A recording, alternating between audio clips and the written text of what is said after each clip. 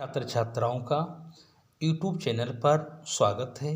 आज आप लोगों के लिए हिंदी सब्जेक्ट से और हम कक्षा 12 की जो एक कविता है यमुना छवि, और इसके जो रचनाकार हैं वह हैं भारतेंदु हरिश्चंद्र जी। तो आपके लिए हम एक बहुत सुंदर कविता, ये साहित्यिक हिंदी लिटरेचर जो है कक्षा 12 की, तो उसके लिए जो है अत्यधिक महत्वपूर्ण है। तो इसका जो टॉपिक है यमुना छवि। यहाँ पर कवि जो इनके जो भारतेंदु हरिश्चंद्र जी हैं वह यमुना की यहाँ पर विशेषता का वर्णन करते हैं, या हम कह सकते हैं कि पद के माध्यम से यमुना की शोभा का मनोहारी चित्रण किया गया है। यहाँ पर एक ललिता नामक गोपी यमुना की क्या है छवि का वर्णन करती हुई कहती हैं कि तरन तनुजा तट तमाल तरबर बहुछाए, और झुके कूल सो जल पर सनहित मनो सुहाए, किधो मुकुर में लखत उजग सब निज निज शोभा, के प्रणवत जल जानि परस पावन फल लोभा, मन आतप बारन तीर को समिट सबे छाए रहित, के हर सेवा हित ने रहे निरख नैन मन सुख लहित। तरन तनुजा का अर्थ होता है यमुना जी। तट माने किनारा होता है। तमाल के वृक्ष कह सकते हैं बहुछाए, और झुके मतलब होता है झुकना, कूल माने किनारा, सो जल परसन मतलब होता है स्पर्श करने के लिए, हित मनौ सुहाए। इसे कह सकते हैं यमुना तट पर तमाल की सुंदर सुंदर वृक्ष किनारे की ओर कैसे झुके हुए हैं, ऐसा प्रतीत होता है या ऐसा महसूस होता है, दिखाई देता है कि ऐसे सुशोभित हो रहा है मानो वे जल का क्या करना चाहते हैं, जल को स्पर्श करना चाहते हैं, या जल को स्पर्श करने के लिए झुके हुए हैं, ऐसा प्रतीत होता है। या हम ऐसे कह सकते हैं कि ऐसा प्रतीत होता है कि वे जल रूपी, आगे दिया गया है, किधो मुकुर में लखत और उजक सब निज निज शोभा, और के पेन्नत जल जान परम पावन फल लोभा। देखिए किधो मुकुर, यहाँ पर मुकुर शब्द आ गया है। मुकुर का मतलब होता है दर्पण। में लखत का मतलब होता है देखना। उजक मतलब ऐसा लगता है जैसे पीछे से हम कुछ अपनी लंबाई को बढ़ा करके हम कुछ और दूरी तक, मतलब जो सामान्य स्थिति का हम देख सकते हैं, लेकिन हम प्रयास करके और कुछ दूरी का हम देखना चाहते हैं या देख सकते हैं।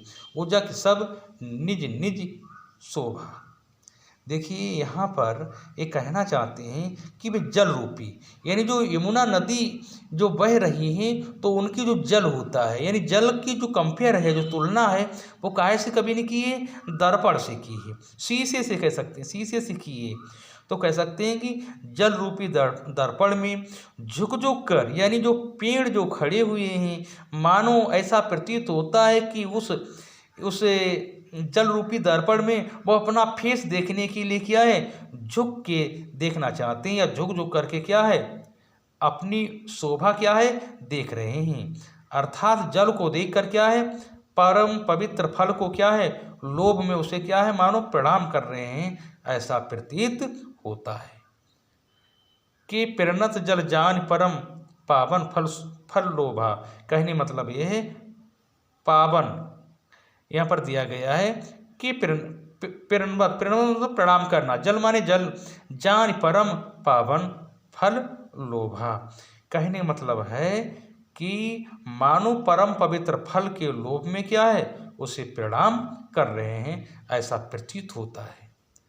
मन आतप बारन तीर कौ सिमट सबे छाए रहित। देखिए आतक मतलब होता है ताप, और बारन मतलब होता है रोकने के लिए। आतक मतलब ताप होता है, और बारन का मतलब होता है रोकने के लिए। आगे दिया गया है तीर समिट सबे छाए रहित, कहने मतलब है मानो वे अपने ताप को दूर करने के लिए, मानो वे अपनी ताप को दूर करने के लिए कैसे सिमट कर कैसे किनारे पर इकट्ठे हो गए हों, यानी सिमटी सबे छाए रहे थे। मानो वे अपने ताप को दूर करने के लिए किनारे पर सभी कैसे इकट्ठे हो गए हों। अथवा हम दूसरे प्रकार से कह सकते हैं वे भगवान की सेवा करने के लिए झुकी हुई हों। जैसे हम सभी कहीं पर जाते हैं इष्ट देव के तो क्या है उनकी चरणों को स्पर्श करने के लिए झुकना पड़ता है, तो मानो वो भगवान की सेवा करने के लिए आगे दिया गया है के हर सेवा हित, के हर सेवा हित ना रहे निरख नयन मन सुख रहित, सुख रहित ना रहे, ना रहें दिया गया है ना रहें। ना रहेंगे मतलब क्या होता है, नए रहेंगे मतलब क्या होता है, नए रहेंगे मतलब होता है झुक रहे, और लहित का मतलब होता है लहित, लहित का मतलब होता है प्राप्त करना। इसे हम कह सकते हैं कि इन तमाल के वृक्ष या तमाल के वृक्षों को देखते ही हमारा जो मन है और हमारे नेत्र सुख से परिपूर्ण हो जाते हैं, यानी हम जो हैं पूर्ण रूप से प्रसन्नचित हो जाते हैं। नेक्स्ट पद, तीन पे जे छिन चंद ज्योत राका निस आवती, और जल में मिलके नभ अबनी लो तान तनावत, होत मुकर में सबे तबे उज्जल इक ओभा, तन मन नयन जुड़ात देख सुंदर सो शोभा। देखिए तीन पै जोय छिन छिंद ज्योति राका निस आवती। देखिए यहाँ पर कवि जो हैं ये बताना चाहते हैं कि इस पद में जो है यमुना की शोभा का क्या है मनोहारी चित्रण किया गया है, और बताते हैं कि तीन पे छः छिन चंद। देखो छिन, छिन माने होता है क्षण, और चंद ज्योत राका निस आवती, राका निस, देखिए निस माने रात्रि, राका यानी चंद्रमा, हम कह सकते हैं जो इन दोनों को मिलाकर के कह सकते हैं पूर्णिमा की रात। कहने मतलब है जब यमुना जो है यानी यमुना में पूर्णिमा के चंद्रमा की किरणें क्या है पड़ती हैं, तब ये किरणें क्या है जल में मिलकर के पृथ्वी से आगे बताते हैं निस्यावत, तो जल में आगे दिया गया है जल में मिलके यानी जल में मिल करके नभ, नभ माने होता है आकाश, यानी जल में मिलकर पृथ्वी से आकाश तक क्या है लो तान तनावत, लो तान तनावत। तान तनावत का मतलब होता है तंबू सी तनी हुई, या तंबू की आकृति कह सकते हैं, या तान तनावत मतलब तंबू सी तनी हुई। इसे हम ऐसे कह सकते हैं कि ये किरणें जल में पड़ती हैं तो ऐसा लगता है कि पृथ्वी से आकाश तक तंबू सा तान देती हैं। और आगे दिया गया है होत मुकुर में सबे तबे उज्जल इक ओभा, उज्जल इक ओभा। देखिए आगे बताते हैं कि यमुना की इस सुंदरता की ओभा यानी इस सुंदरता की जो शोभा को देख करके हमारे बताते हैं क्या बताते हैं तन मन, यानी होत मुकारब सबे तब उज्जल इक ओभा, मतलब इस जो है शोभा को देख करके या यमुना की इस सुंदरता को या सुंदरता और शोभा को देख करके हमारा जो है तन, हमारा जो है मन और नयन, यानी तन मन और नयन कैसे जुड़ात देख सुंदर सी शोभा। कहने मतलब है परम शीतलता और आनंद का क्या है अनुभव करते। आगे दिया गया है कि शोकों कवि जो छवि कहें सकेता छन यमुना नीर की, यमुना नीर की। देखिए यहाँ पर जो है शोको कवि, शोको कवि कहने मतलब है कि उस समय या कह सकते उस समय की यमुना की जो जल की जो शोभा जो है यानी शोभा का जो वर्णन यहाँ पर कवि जो है करके या कह सकते हैं वर्णन को कवि नहीं कर सकता है। कहने मतलब है उस समय के यमुना के जल की शोभा का वर्णन कभी नहीं कर सकता है। ऐसे क्षणों में कह सकते हैं कि ए सो को कवि जो छवि कहे सके न छन सब, यानी सकेता छन यमुना नीर की, यानी जो है यमुना के जल की जो है सुंदरता का जो वर्णन है वो कवि जो है नहीं कर सकता है। या कह सकते हैं कि उस समय के जल यानी यमुना के जल की जो शोभा का वर्णन है कभी नहीं कर सकता है।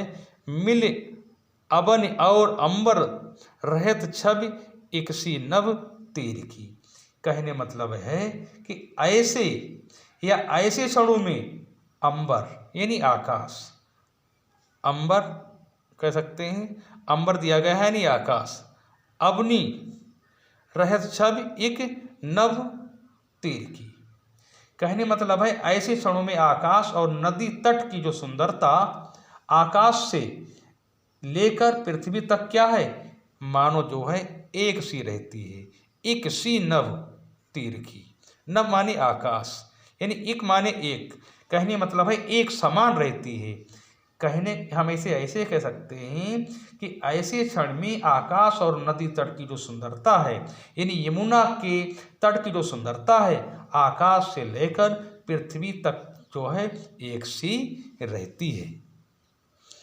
तो नेक्स्ट पद में दिया गया है परत चंद्र प्रतिबिंब कहूँ जल मधि चमकायो और लोल लहर लहि नचत कबहूँ सोई मन भायो मनु हरि दर्शन हेत चंद्र जल बसत सुहायो। देखिए परत चंद्र, परत चंद्र, देखिए परत माने होता है, परत का अर्थ होता है पड़ता है, परत का अर्थ होता है पड़ता, चंद्र चंद्रमा, प्रतिबिंब और कहूँ जल मध्य चमकायो।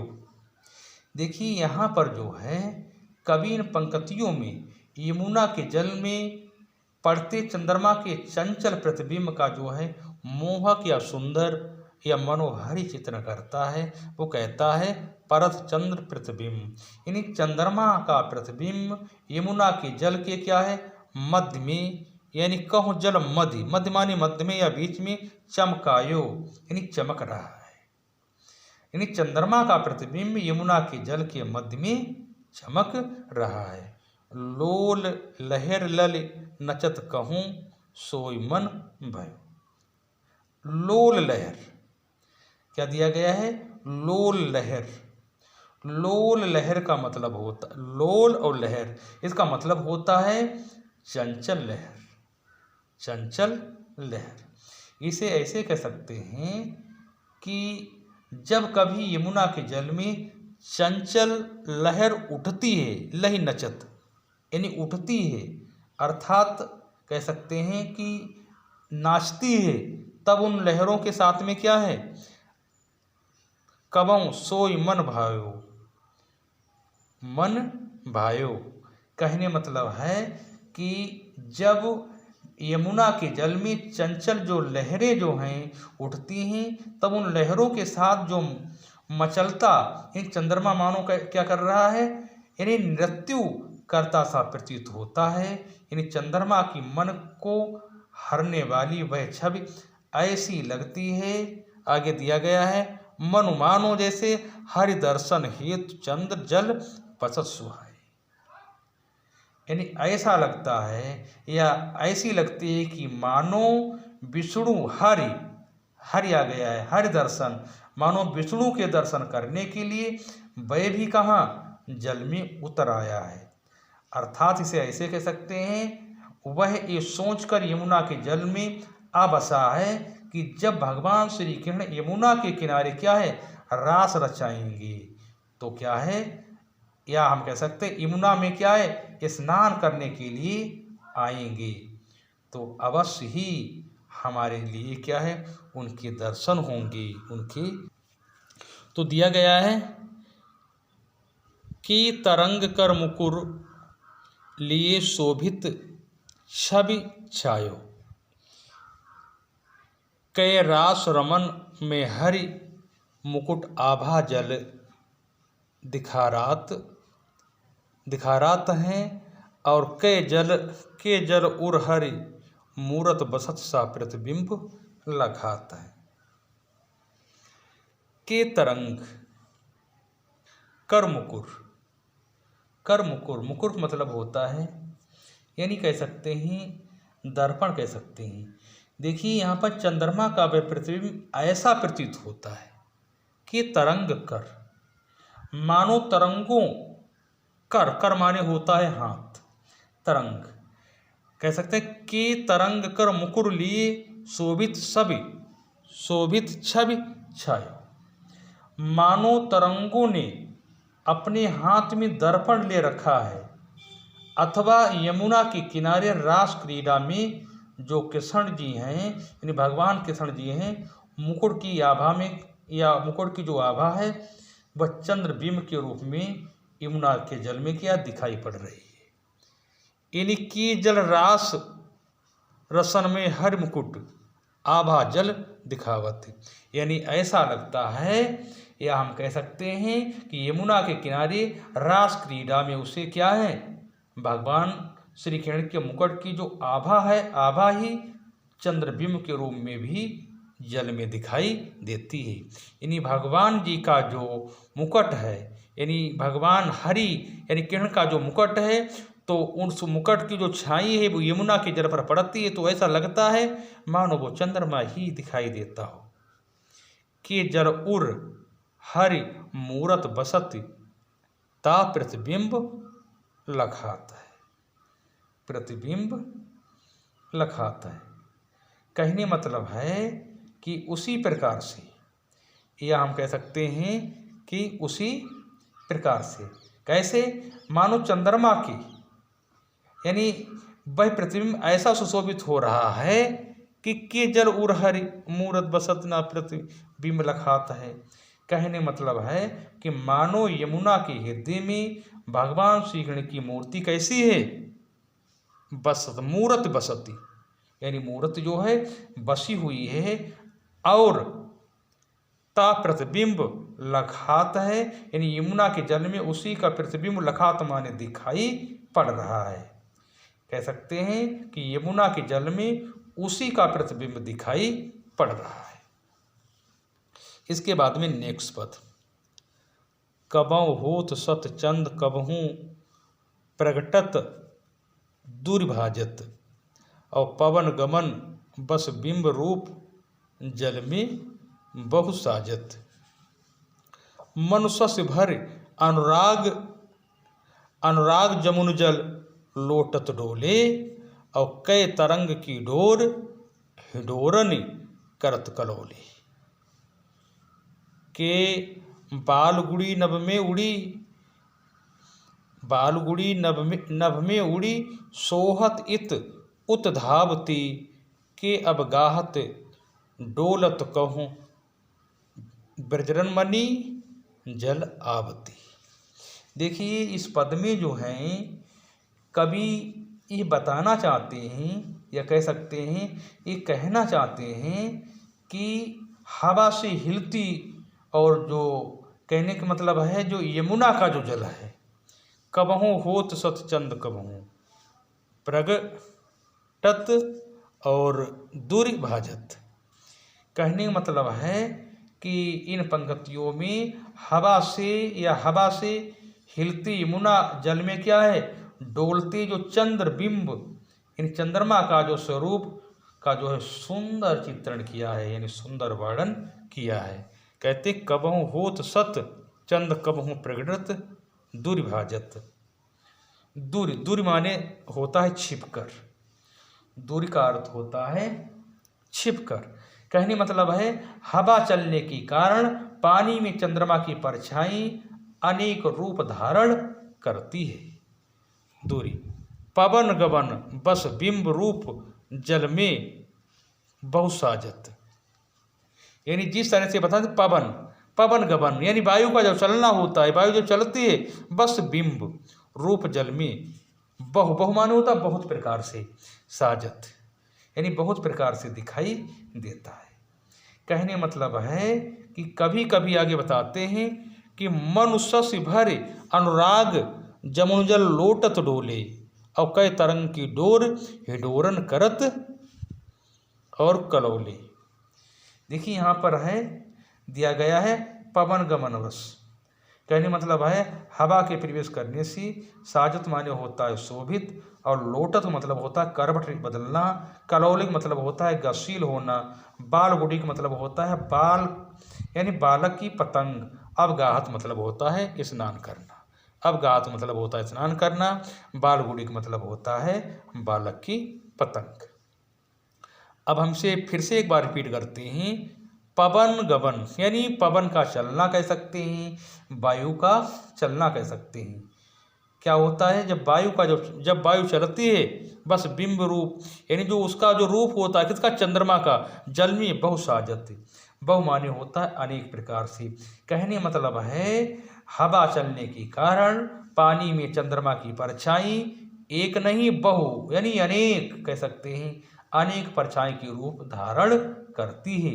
कभी चंद्रमा क्या है हमारे लिए कि सैकड़ों में दिखाई देती है, बहु साजत यानी सैकड़ों में दिखाई देती है। आगे दिया मनुष्य से भरे अनुराग जमुन जल लोटत डोले। कहने का मतलब है कि जब कभी जो छिपता है यानी हवा के कारण चंद्रमा की जो हिलती हुई जो परछाई है, ऐसी प्रतीत होती है मानो प्रेम से परिपूर्ण होकर चंद्रमा जो है यानी यमुना के जल में जो है लौटता हुआ जो है एक हिसाब से क्या है घूम रहा है। हिडोरे कलौले लौटता हुआ घूम रहा है। के बालगुड़ी नभ में उड़ी सोहत इत धावती। बालगुड़ी मतलब होता है बालक की पतंग।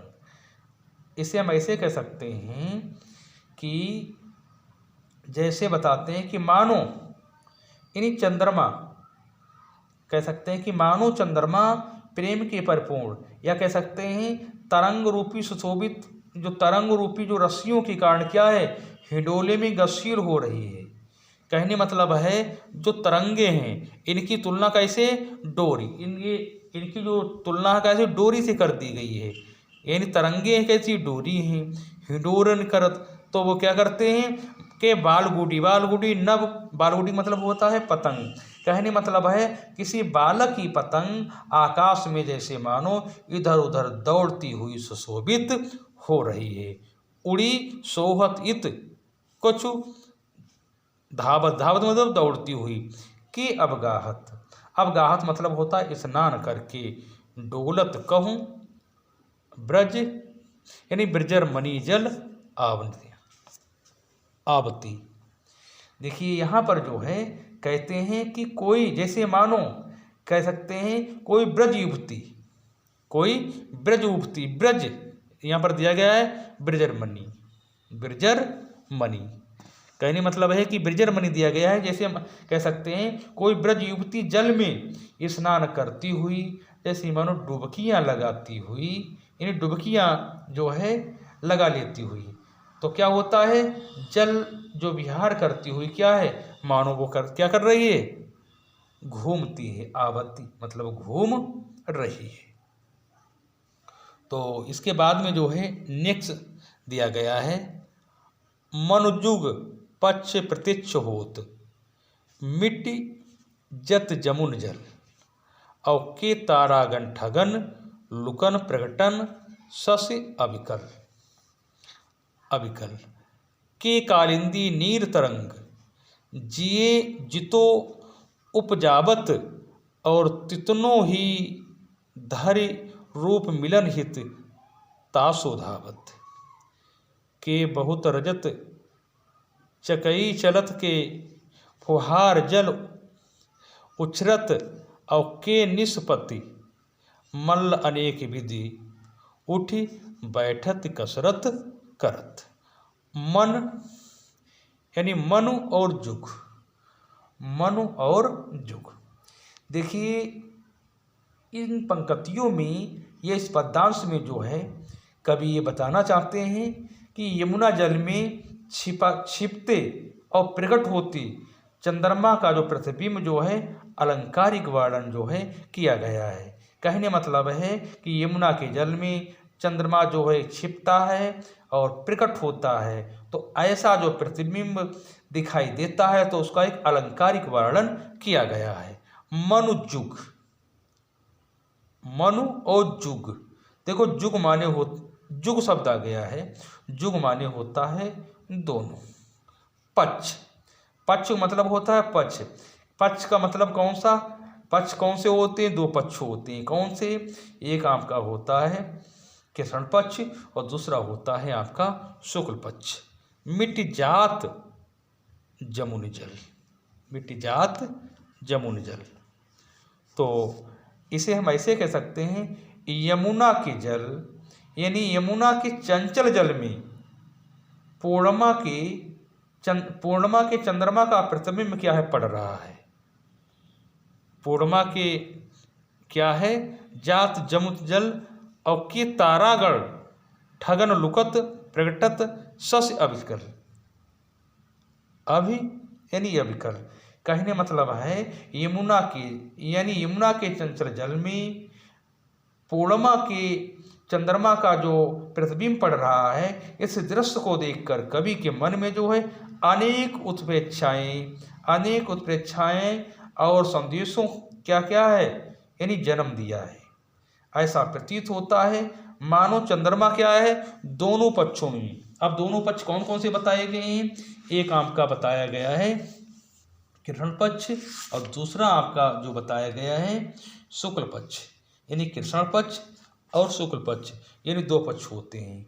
तो उनमें बताते हैं कि तारागण ठगन, कहने मतलब है कि में उदित होकर यमुना के जल में क्या है विलीन हो जाता है, अथवा कह सकते हैं कि तारागण ठगन, कहने मतलब है कि तारा समूह को ठगने के लिए चंद्रमा जो है यानी पूर्ण चंद्रमा जो है मानो क्या कर रही है, लुकत प्रगटत यानी लुका छिपी, यानी छिपती है, प्रगटी मतलब फिर दिखाई देती है, कहने मतलब है लुका छिपी कर रही है। अथवा आगे कह सकते हैं कि यमुना के जल में जो है जितनी लहरें उठती हैं, चंद्रमा जो है उतनी बार जो है, या कह सकते हैं चंद्रमा उतनी ही रूप में क्या है यानी उतने ही रूप धारण उसमें क्या है मिलने के लिए दौड़ता है, या उतने ही रूप धारण कर उससे मिलने के लिए यानी दौड़ता है। आगे दिया गया है कि के कालिंदी यानी यमुना नीर तरंग जियो उपाजत, यानी जितनी बार जो है वह प्रकट होती हैं, यानी कह सकते हैं यमुना अपने जल यानी कालिंदी नीर यानी यमुना अपने जल, तरंग यानी यमुना अपने जल यानी जल के भीतर कह सकते हैं, यानी यमुना अपने जल में जितनी लहरें प्रकट करती है, और जो चंद्रमा है क्या दिया गया है जितो उपाजत उतने ही रूप जो है धारण करता है। जितने ही यानी जितनों ही धर रूप मिलन हित तासो धावत, धावत मतलब होता है दौड़ता है, कहने मतलब है कि अपने चंद्रमा उतने ही रूप धारण करने के लिए क्या है उससे मिलने के लिए, यानी उतने ही चंद्रमा उतने ही रूप धारण कर उससे मिलने के लिए धावत माने दौड़ता है। के बहुत रजत चकई चलत, के फुहार जल उछरत। आगे दिया गया है के निष्पत्ति मल्ल अनेक विधि उठ बैठत कसरत करत, कहने मतलब है कि जल के भीतर चांदी की अनेक क्या है मानो इसे चकई चल रही है, यानी कि बहुत रजत चकई चलत, मानो जो है जल के भीतर चांदी की क्या है कई चकई चल रही है, अथवा जल की क्या कह सकते हैं जल की क्या है फुहार उठ रही है, यानी कह सकते हैं फुहार जल उछरत यानी जल की फुहार उठ रही है। के निष्पत्ति मल्ल अनेक बीब उठ बैठत कसरत करत, कहने मतलब है कि और यमुना का जल मिलकर, यानी कह सकते हैं यमुना का जो जल है वह उस हिसाब से ऐसा प्रतीत होता है, या कह सकते हैं कि जल की यानी श्वेत और यमुना का जल यानी श्याम मिलकर क्या है, असीम सौंदर्य का है जो दृश्य प्रस्तुत कर रहे हैं। यानी उठ बैठत कसरत करत, कहने मतलब है कि मानो इसी प्रकार से, या कह सकते हैं कि मानो असीम सौंदर्य का दृश्य जो है प्रस्तुत कर रहे हैं। इसे हम फिर से कह सकते हैं, मैं बहुत रजत चकई चलत के फुहार जल उछरत। कहने मतलब है जल के भीतर चांदी की अनेक जैसे चकई चल रही हैं, अथवा जल की क्या है, फुहारें उठ रही हैं, फुहार जल उछरत यानी फुहारें उठ रही हैं। के निस्पत मल, यहाँ पर दिया के निस्पत मल मतलब होता है एक हिसाब से, यानी कह सकते हैं पहलवान। मल का अर्थ होता है एक हिसाब से पहलवान। तो हम इसे ऐसे भी कह सकते हैं कि मानो यानी चंद्रमा क्या है, चंद्रमा रूपी पहलवान, कह सकते हैं कि चंद्रमा रूपी पहलवान अनेक प्रकार के क्या है, व्यायाम कर रहा है। जैसे पहलवान लोग व्यायाम करते हैं, तो वैसे ही चंद्रमा की तुलना कैसे कर दिए, कंपेयर कैसे कर दिए पहलवान से। यानी चंद्रमा रूपी पहलवान अनेक प्रकार से क्या है, व्यायाम कर रहा है। तात्पर्य यह है कि चंद्रमा, श्वेत और यमुना का जल क्या है, श्याम मिलकर असीम सौंदर्य का दृश्य प्रस्तुत कर रहे हैं। इसके बाद में जो है ये इस कविता का जो इस शीर्षक का जो है लास्ट और अंतिम पद है, कहते हैं कूजत कहूँ कल हंस कहूँ और मज्जत पारागत। आगे दिया गया कहूँ कारंडब उड़त कहूँ जल कुक्कट धावत, और चक्रवाक कहूँ बसत कहूँ बक ध्यान लगावत, और सुख पिक जल कहूँ पियत कहूँ भ्रमर बल गावत, कहूँ तट पर नाचत मोर बहु और रोर विविध पक्षी करत, जन पान नहान कर सुख और भरे तट शोभा सब जे धरत। तो यहाँ पर ये जो कूजत कहूँ कल हंस कहूँ और मज्जत पारावत, तो यहाँ पर दिया गया है कल हंस।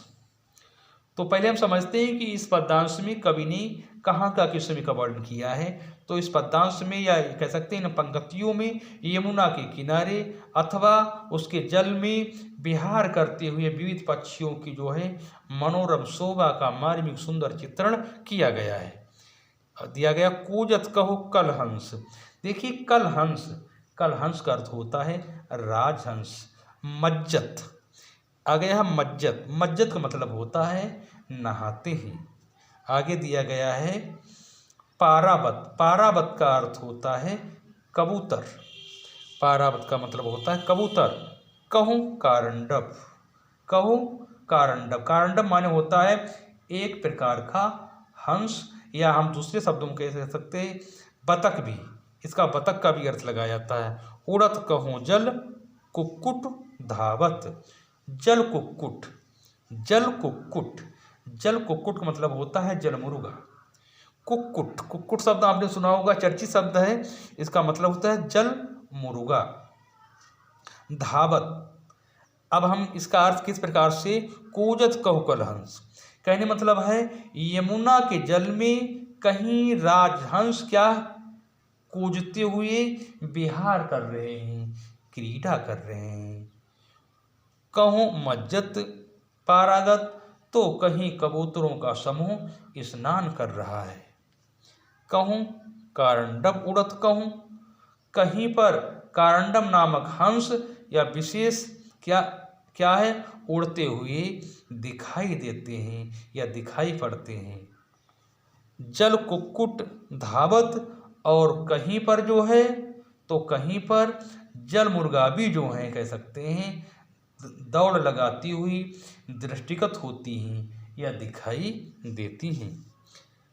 चक्रवाक कहूँ बसत कहूँ और बक ध्यान लगावत। आगे दिया गया चक्रवाक, कहने का मतलब है कहीं पर चक्रवाकों की जोड़ी जल विहार करते यानी दिखाई देते हैं। चक्रवात कहूँ बसत कहूँ बका ध्यान लगावत, कहने मतलब है तो कहीं जो है मछलियाँ पकड़ने के लिए एक टांग पर क्या है, बका। बका कहते हैं बगुला के लिए कहते हैं, क्या के लिए कहते हैं, बगुला के लिए कहते हैं।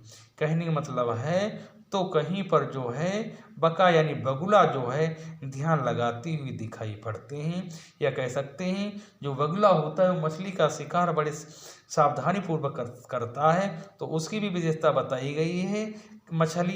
कहीं मछलियाँ पकड़ने के लिए एक टांग पर बगुला ध्यान लगाती हुई दिखाई पड़ते हैं। आगे दिया गया है सुख पिक जल कहूँ पियत, कहीं पर बताया गया है सुख जल, तो सुख जल बताया गया क्या है, सुख पिक जल कहूँ पियत कहूँ भ्रमरत गावत।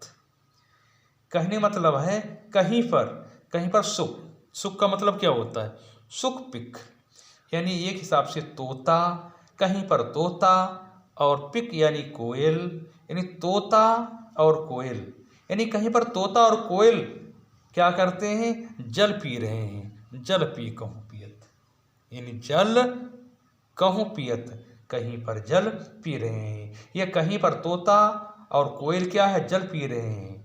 आगे दिया गया है कहीं भ्रमर बल गावत, और कहीं पर क्या होता है तो कहीं यमुना जल में क्या है यानी दिखाई देते हैं क्या, कमल समूह। क्या दिखाई देते हैं, कमल समूह, या हम कह सकते हैं तो कहीं यमुना जल में यानी खिलते हुए क्या है, कमल समूह पर क्या है, भंवरे यानी भ्रमर बल रावत। कहने मतलब है कि कमल समूह पर क्या है, भंवरे जो हैं पंख या भंवरों की जो पंक्तियां हैं वो क्या है, गुनगुना करके यानी गुनगुन करके क्या है यानी गा रही हैं। क्या करते हैं, गावत यानी गा रही हैं। कहीं तट पर नाचत, कहीं तट माने किनारे, यानी नाचत मोर बहु, यानी कहीं पर बताए गए हैं, या ऐसे कह सकते हैं कि यमुना के किनारे, तट माने होता किनारा, यानी यमुना के किनारे यानी यमुना के तट पर जो है सब जगह पर क्या है, मानो क्या है, सब जगह क्या है, नाचत मोर और बहु यानी अनेक प्रकार से कह सकते हैं, बहु यानी अनेक प्रकार से यानी बहुत प्रकार से, कैसे कि यमुना के किनारे पर सब जगह पर क्या है, मोर नृत्य कर रहे हैं, यानी और इस विविध प्रकार के पक्षी भी हैं। आगे बताया गया विविध पक्षी करत, और विविध प्रकार के, विविध मतलब सभी आ जाते हैं, जो शेष बचे हुए यानी जो नाम दिए गए हैं इनके अतिरिक्त जो पक्षी हैं वो उसमें क्या है, विविध आ गया है। कहने मतलब होता है विविध प्रकार के, यानी विविध आकार प्रकार के पक्षी भी संख्या में क्या है, मिल करके क्या करते हैं, कलरव करते हैं। और जन पान नहान कर सुख भरे तट, शोभा सब जिए धरत।